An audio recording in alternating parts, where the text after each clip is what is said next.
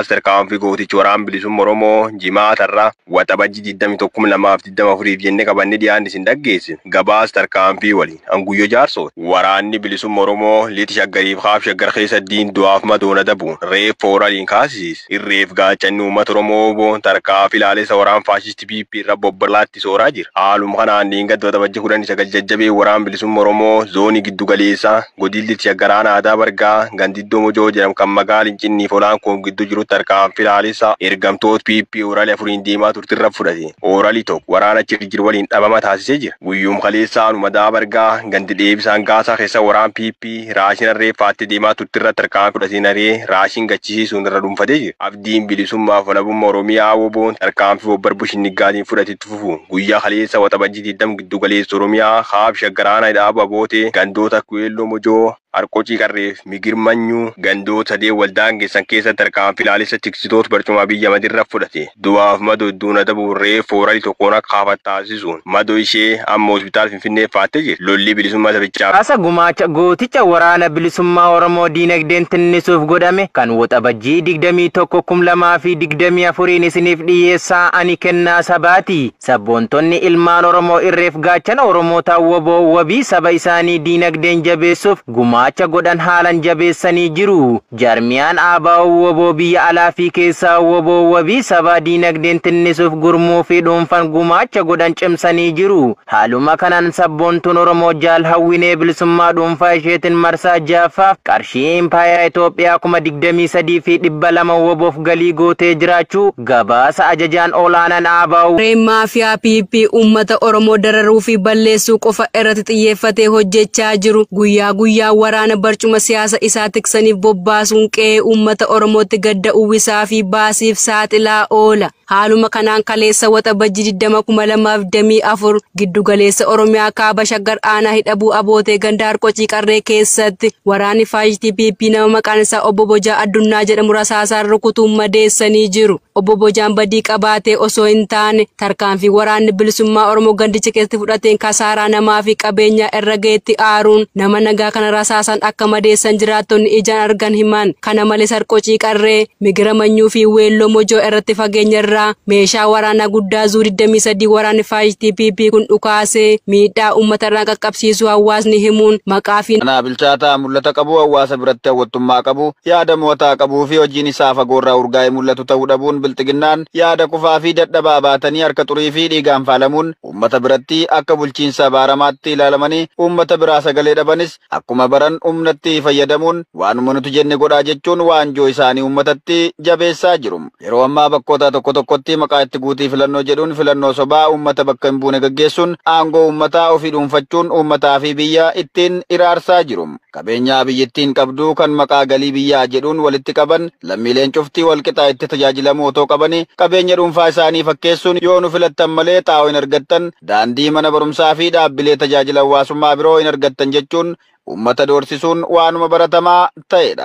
Yeroo ammaa kanas bulchiinsi Koloneel Abiy Ahmed impaayiritti afaan qawweetiin of jalatti bulchuuf qawweetti abdatus diddaan fincila uummataa baay'eetti hammaachuurraa kan ka'e ammeenyummaan guyyaa guyyaan dabalaa jira. Kuma kanaanis dheengadda waxabajjii 19 bara 2024 naannoo haaraa giddu galeessa Itoophiyaa aanaa addaa Maaraqoo ganda Diid Aliiboo jedhamu keessatti bilxiginnaan filannoo guutii marsaa lamaffaa achitti taasisuuf ture diddaa uummanni agarsiisaa jiruun tajaajila hawaasaa akka hin arganne taasisaa jiru.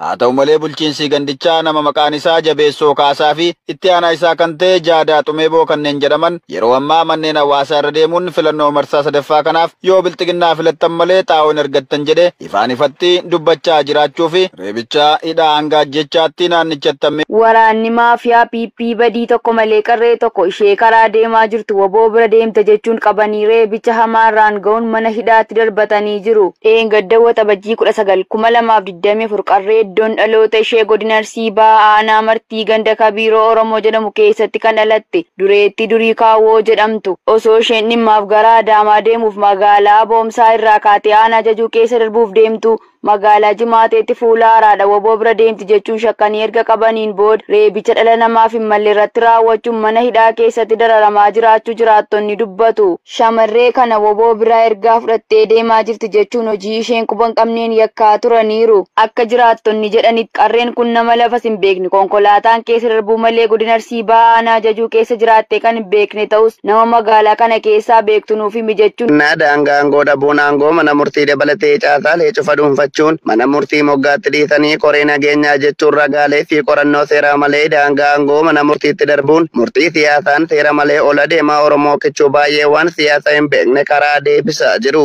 Waxabajjii 2024 godina lixa Shaggar magaalaa Tullu Boolloo keessatti toora naannoo 3 fi daqiiqaa 20tti warri ajjeesuun injifatamuu isaanii ofirratti mirkaneessan mana hidhaatii baasuun nama maqaan isaa Margaa Raggaasaa jedhamu ajjeesuun barameera. Dargaggoon kun dhalataa aanaa Tolee yoo ta'u bakka itti hidhamee ture aanaa Bachoo magaalaa Tullu Boolloo keessatti sirna akka taphaatti lubbuu ilmaan Oromoo balleessuun akka ajjeefame jiraattonni arraata biyyoolessa Oromiyaatti himaniiru. Erga ganna jaha gara aangootti dhufee kaasee qoqqoodamnii fi daangaan aangoo hafee harkaan nam tokkee hoogganaa koree nageenya galuun namoota qaqqaalii qaroo fi kichuu baay'ee kan itti hidhamne har'a geenye ittuu hammaachaa deemus gowwaan waan qabe gad hin dhiisu akkuma jedhan ammas irraa barachuu dadhabee dhiigaan machaa'ee daran hammaachuun ilmaan Oromoo sanyii daguugee seenaa dhaga'amee fi argame hin beekne hojjechaa jira.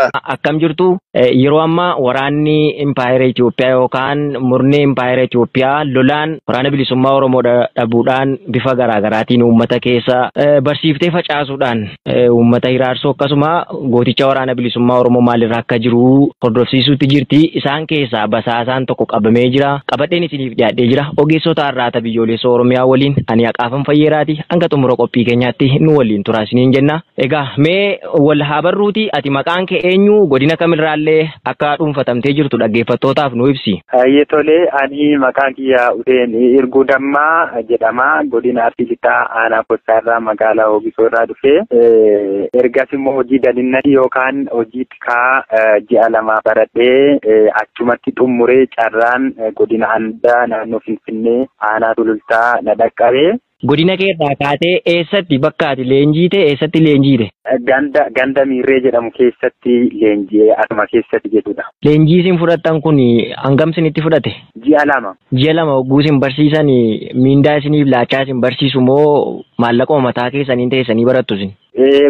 Guyyatti immoo kan nyaataati kan bultii immoo kan nu danda'u jechuudha. Maallaqa bultii kan isin nyaatan illee isin laachuudhaan isin leenjisaa ture. Leenjii isin fudhattan kun leenjii akkamiiti? Maal jedhee isin barsiisa?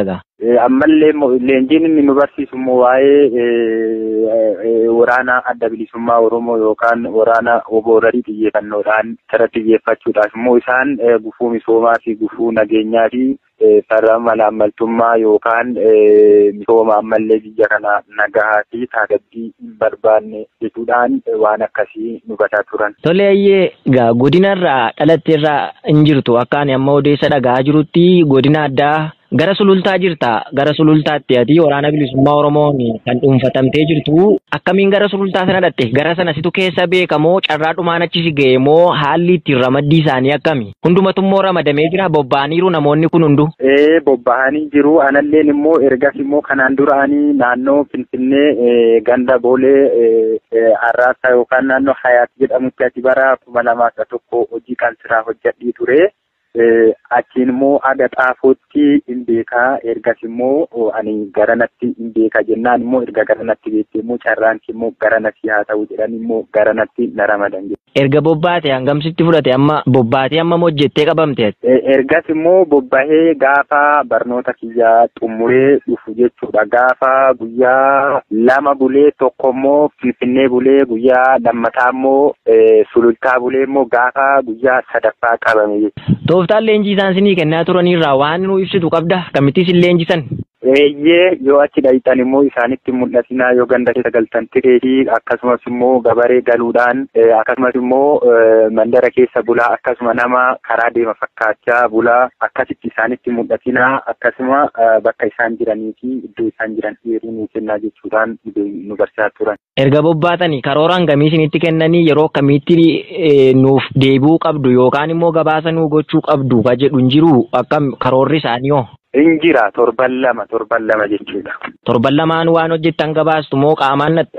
Asumaa gabaasna jechuudha. Asumaa bilbilee isaanitti gabaasna. Akkuma guyyaarraan immoo waan arginiifi waan silaa irra gahe hundumaa si gabaasnaaf jechuudha. Tole gaamee akka jechaa jirtutti torban lamaan yookaan torban tokkoon kan isin gabaaftan yookaan hojii isin itti milkoofne jettan maali milkoominni keessan? Waraana bilisummaa yoo ta'e bakka inni jiru hundumtuu ni beekaa, qaamni hidhatee jirus isaanillee beeku malu guutuu Oromiyaa keessa jiru. Waraanuma bilisummaa Oromoo argitanii ma gabaaftu moo maal raawwattu? Maal irratti hojjettu isin? Meegee hojii keessanii bakka kanatti sirnaan ifanuuf godhi. Waan isin irratti yoo milkooftan gabaaftan ijumaan arguu qofa moo hawaasa moo waraanara moo maal irratti hojjettu isin? Bakka silaa isaan jiraatanii fi bakka silaa isaan bulan ammallee immoo bakka silaa isaan oolanii fi maal akka isaan irra oolan kana hunda walumaa galatti eenyutu akka isaan bira dhufuu fi eenyu wajjin qaama hojjetaa wajjin eenyu akka isaan qunnamuu fi eenyu wajjin akka wal argan fi nama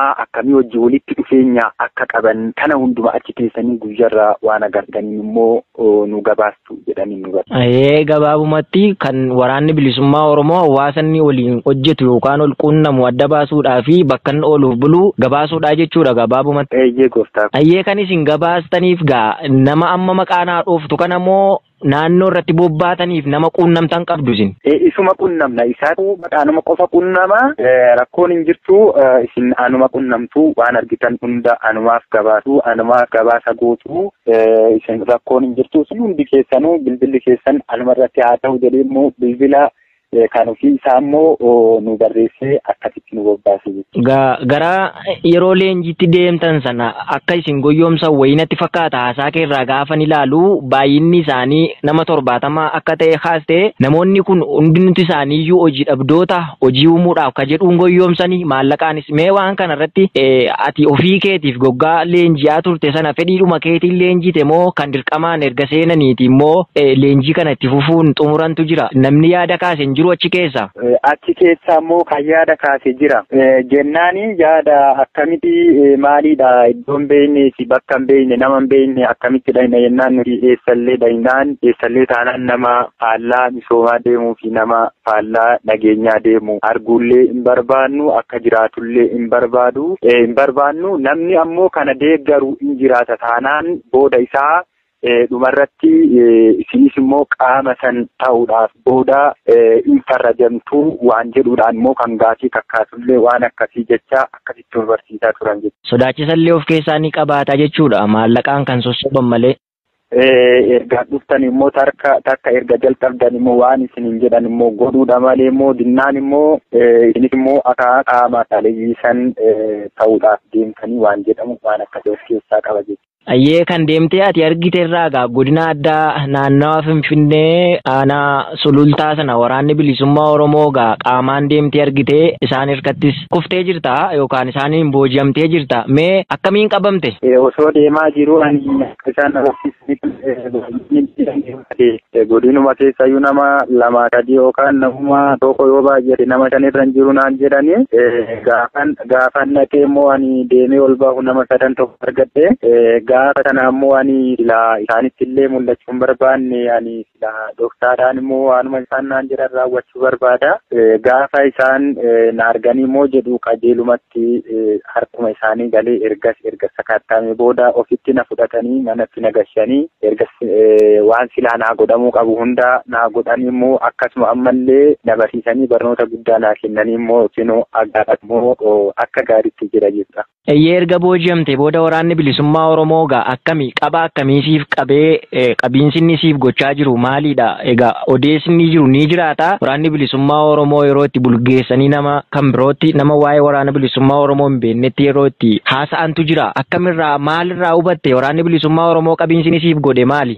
Akka ajaa'ibatti immoo erga dhufe immoo ammallee nyaata naa kennuudhaan dhugaatii naa kennuudhaaf akka keessummatti na kabajanii manatti na galchuudhaaf ammallee isaaniin adda na baasanii akka nama biraatti na laaloo osoo hin taane akkuma immoo na ilaalanii waan si ajjumsi immoo waan qaban immoo anaafis immoo cabsanii naaf kennaa ammallee ofitti na qabaa ammallee iddoo buluuf waan uffadhuuf waan nyaachuuf waan dhugu uffata jijjiirraallee naaf kennaa akkasumatti agarraatti immoo isaan wajjin isaan gargar osoo hin bahin immoo akkuma biraatti osoo akkuma akka yakkamaa akka isaaniitti immoo akkasumas dabalanii agarraa jiru jechuudha. Tolee gaatii waraana bilisummaa Oromoon erga to'atamtee booda qabiinsi siif ta'e gaarii akka ta'e kaastee jirta. Meegaa gara xumuraatti geessinaa gaaffiif deebii keenya kana warreen hafan warra wajjin leenjiiti akkasumallee warruma karaa dabaarra deemuun uummata Oromoo irratti akkasuma waraana bilisummaa Oromoo caqasuudhaa fi ergamtuu sirna impaayera Itoophiyaa kan nama ajjeesaa jiruu fi haadha ajjeesee akkasuma abbaa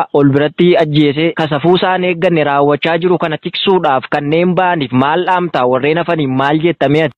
Isaanis immoo yoo dhuguma yoo dubban isaanis nama akka kiyyaatiif isaanii wanni dhaamuu barbaadu waan baratan san qajeelumatti guutumaan guututti erga baatanii erga godinaalee keessa facaatanii waan baratan san ammallee dhuftaniituma immoo qajeelumaan sodaa tokko osoo hin taane ammallee immoo akka isaan waan biraa nurra raawwatan jedhan osoo hin taane qajeelumaan waan baratan san dhuftaniit immoo qaama silaa itti ergamtan san yookaan godina itti ergamtan sanitti immoo naannoo silaa waraanni adda bilisummaa Oromoo jirutti immoo dhaqanii yaada keessan bilisaan himattanii yoo kan galtanillee taatan immoo isaanuu isin galchuu danda'ani ammallee immoo yoo kan isaan biratti hafuu barbaaddanillee isaanillee immoo ofitti isin fudhatanii waan silaa godhamuu qabu hundumaayyuu isinii godhanii homaa waraana adda bilisummaa Oromoo jedhuun namuma akka kiyyaati akka keessaniiti homaa waa tokkollee sodaatina